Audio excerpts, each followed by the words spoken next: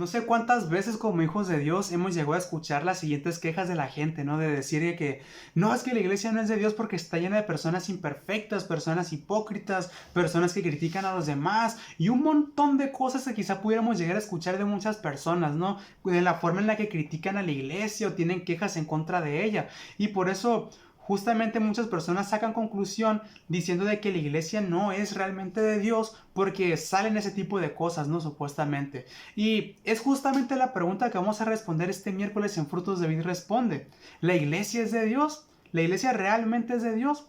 Y justamente esta información, estimado oyente, nos servirá a nosotros para poder dar respuesta contra aquellas quejas que muchas personas pueden llegar a tener en contra de la iglesia. Y para poder responder esta pregunta, veremos primeramente lo que dice el Evangelio según San Mateo, capítulo 16, versículos del 13 al 20, donde podemos encontrar la confesión de Pedro. Pero solamente nos estaremos centrando en el versículo 17 al versículo 18, que dicen de la siguiente manera. Entonces le respondió Jesús: Bienaventurado eres, Simón, hijo de Jonás, porque no te lo reveló carne ni sangre, sino mi Padre que está en los cielos. Y yo también te digo que tú eres Pedro, y sobre esta roca edificaré mi iglesia, y las puertas del Hades no prevalecerán contra ella. Y justamente esto que acabamos de leer nos lleva a ver lo que dice el libro de Hechos, capítulo 1, versículos del 6 al 11, donde podemos encontrar la ascensión de Cristo, así como también lo podemos ver en el capítulo 28 de Mateo. Pero también podemos observar todo el capítulo 2 del libro de Hechos, donde habla acerca de la venida del Espíritu Santo, habla acerca de el primer discurso de Pedro a los primeros creyentes y también habla del nacimiento de la iglesia primitiva, o como bien dice este capítulo, la vida de los primeros cristianos. ¿Por qué tomo como referencia estos pasajes que acabo de mencionar? Específicamente en los versículos 6 al 11 del capítulo 1 de Hechos y en el capítulo 28 del libro de Mateo, que nos habla acerca de la ascensión de Cristo, podemos ver en estos pasajes cómo Jesús, antes de ascender al cielo, les da instrucciones específicas a los discípulos y a los primeros creyentes. ¿Instrucciones sobre qué? Sobre que vayan a compartir el evangelio.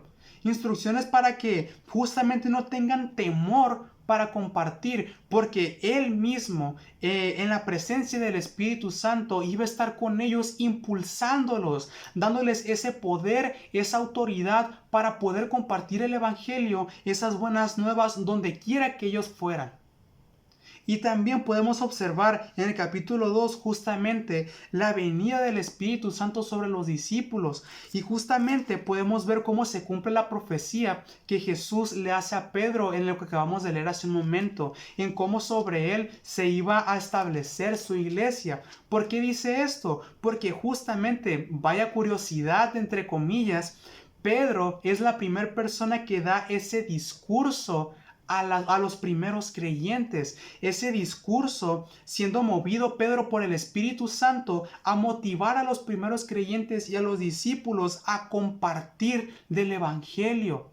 Y después podemos ver, estimado oyente, cómo este discurso da un resultado. ¿Y dónde podemos ver esto? En los versículos 43 al 47, donde vemos la vida de los primeros cristianos. Es algo muy importante y muy interesante lo que podemos encontrar en estos pasajes, estimado oyente, que son dos cosas específicamente. En lo que acabamos de leer, podemos observar que la iglesia cristiana no es una institución, como muchas personas lo ven hoy en día, plasmada por un ser humano, impuesta por una persona común y corriente, ¿no? Que solamente se piden ofrendas, que solamente se le roba a la gente, como muchas personas llegan a decir, ¿no? Que como empiezan a criticar a la iglesia cristiana, sino que podemos ver, estimado oyente, que la persona que establece la iglesia desde un principio es Jesús.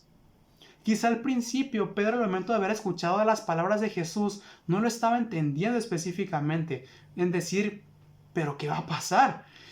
Pero cuando justamente podemos observar el capítulo 2 de Hechos, ahí es el momento cuando Pedro entiende cómo el Espíritu Santo iba a ser la persona que iba a impulsar a aquellos creyentes a compartir el Evangelio.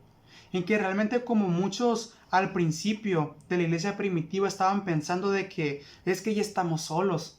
Es que mataron a nuestro maestro, ¿qué vamos a hacer ahora? Nos vamos a dispersar, vamos a desaparecer, ¿qué va a ser de nosotros?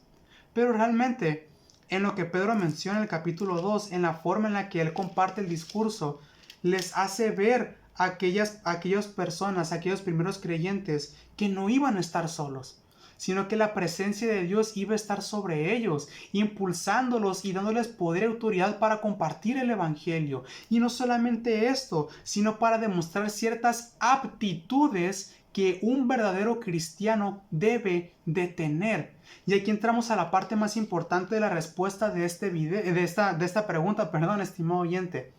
¿Cómo realmente vamos a saber que en una congregación, que el centro, de esa congregación es Cristo? Cuando realmente ese grupo de creyentes sea realmente impulsado e influenciado por el Espíritu Santo. ¿En qué sentido? Podemos ver, estimado oyente, cómo el Espíritu Santo impulsaba a muchas personas a hacer ciertas cosas, servir a los demás, atender sus necesidades, ser compasivos, ser misericordiosos, ser amorosos, ser justos con las personas. Y justamente ese es el propósito de la iglesia, ser un centro de refugio para aquel necesitado, ser un centro o ser más bien un grupo de personas que impacten al mundo y que el mundo no sea quien los impacte a ellos. Que realmente nosotros como hijos de Dios nos dejemos influenciar por el Espíritu Santo, dejando que Él nos santifique. ¿En qué sentido? Dejando de lado no solamente la timidez, no solamente el miedo de compartir, sino dejando de lado todas aquellas cosas que no agradan a nuestro Dios. Actitudes, maneras de pensar, comportamiento, la vieja vida, el viejo hombre, diferentes cosas que pueden llegar a ser de estorbo para que el Espíritu Santo obre en nuestras vidas. Y realmente llego a entender muchas veces las quejas de algunas personas, ¿no? De que es que la iglesia está llena de personas que son mentirosas, que son hipócritas. Justamente esas personas, estimado oyente, son personas que dan testimonio, que no están siendo influenciadas por el Espíritu Santo, que no están dejando que el Espíritu Santo obre en sus vidas. Y concluyendo a esta pregunta, estimado oyente, a esta respuesta, ¿cómo realmente nos vamos a dar cuenta que en una congregación el centro es Cristo? Cuando realmente podamos observar que en esa congregación o en esa iglesia sean realmente influenciados por su Espíritu Santo, sean influenciados por el Maestro, por lo que Él estipuló y instituyó en un principio, como lo acabamos de ver en la palabra de Dios. Nosotros como hijos de Dios estamos llamados a ser esa iglesia que Cristo mismo instituyó. No esa iglesia que el mundo está formando ahorita, que el mundo está deformando, metiendo muchas maneras de pensar hoy en día. Seamos, estimado oyente, aquella iglesia que Dios quiere ver, aquella iglesia que es influenciada por su Espíritu. Espero que esta pregunta haya sido respondida y que sobre todo haya sido de gran edificación y de bendición para sus vidas. Que el Señor les bendiga grandemente.